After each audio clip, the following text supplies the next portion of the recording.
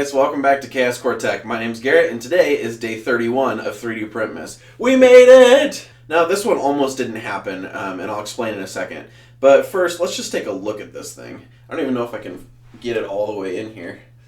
There we go, look at that. This is the Keyblade of People's Hearts.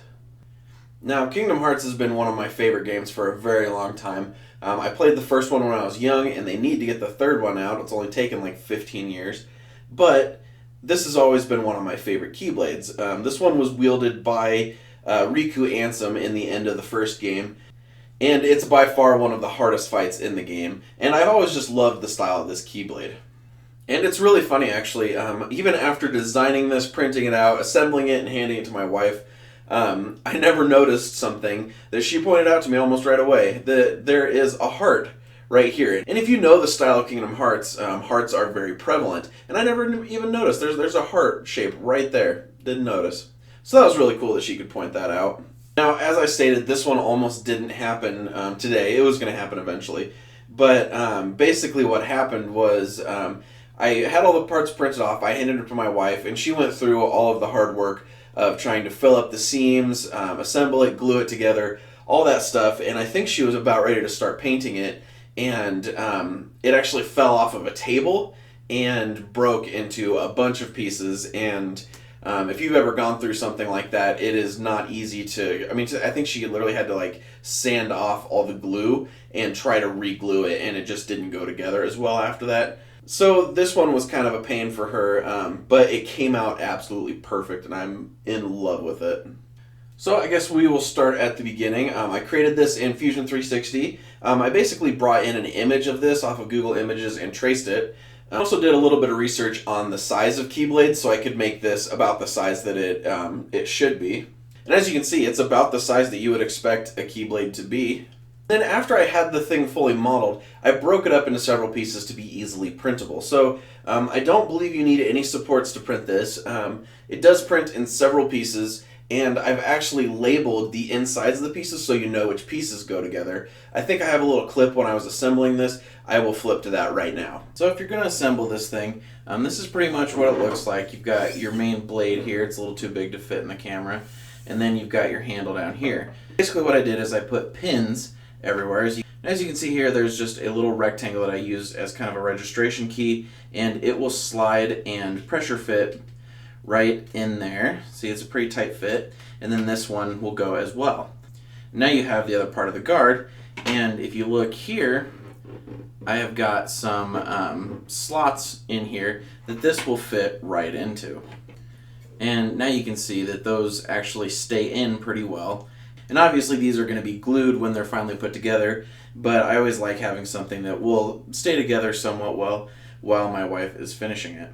Then there is a similar slot along the top of this as well that these blade pieces fit into. But where the real interesting part comes in is along this blade especially, these pieces are very similar, but they're different in size, so it does matter what order you put them in.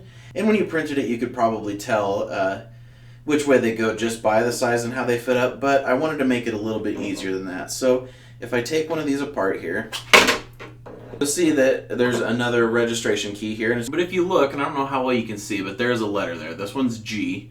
And basically, this G will match up to the G on this piece. And the G's basically smash up against each other. So I can just line up the two G's like this and slide it over this pin, push it together, and boom. And I have those letters along the entire length of this shaft, including the handles. My goal was to make it as easy as possible to identify what went where, to kind of eliminate the confusion. So then after I had all the pieces printed out, I handed it off to my wife for post-processing. So first she started by gluing it together, and I think she just used super glue because we ran out of the Gorilla Glue, but I would recommend something a little bit stronger than super glue because you saw that we had issues. And then she used some repair putty to kind of smooth in the seams. Because you should be able to see there on the blade. I mean, this thing's broken up probably 4 or 5 times along the blade, but you can't see any of the seams. She did an amazing job. So she filled it in with repair putty, sanded the crap out of it until it was flush. She sprayed it with filler primer to sort of fill in those lines and get rid of some of the layer lines. And she did a ton of sanding on this as well to get it to look as smooth as you see it here. Then after she was done priming it, she actually sprayed it with hammered metal, and I don't know how well you can see there. You can kind of see it's got a really cool texture on it. And you don't need to do that, but it's something that I think kind of gives it a little bit more life. It feels awesome and it looks amazing. Then she sprayed the black parts black and the red parts red, as you can see down here, the handle. And those were separate so you could combine them afterwards. And then she went in and painted with the paintbrush the gold and purple that you see on these parts here. And I'll give you a kind of a close-up run through here so you can see what this entire thing is here.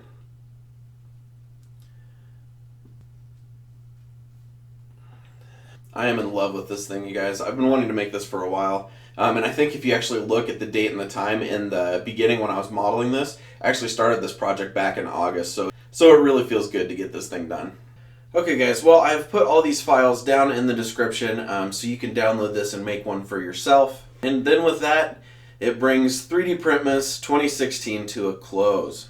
This has been an incredible journey, and I just wanted to say a huge thanks to my wife, who's put in a ton of work finishing up all these different things. And I wouldn't have been able to do something like this without her. So an immense thank you to her. And then I will also have a video coming out tomorrow that is sort of a what's coming up next on the channel type of thing. So make sure you look forward to that. Alright guys, well thank you for joining me. I hope you enjoyed 3D Printmas. I had a lot of fun doing it. And I've gotten quite a few comments saying that people aren't going to know what to do after 3D Printmas is over. So it makes me happy that at least some people are enjoying it. Okay guys, well thank you again for joining me. And I will actually see you tomorrow.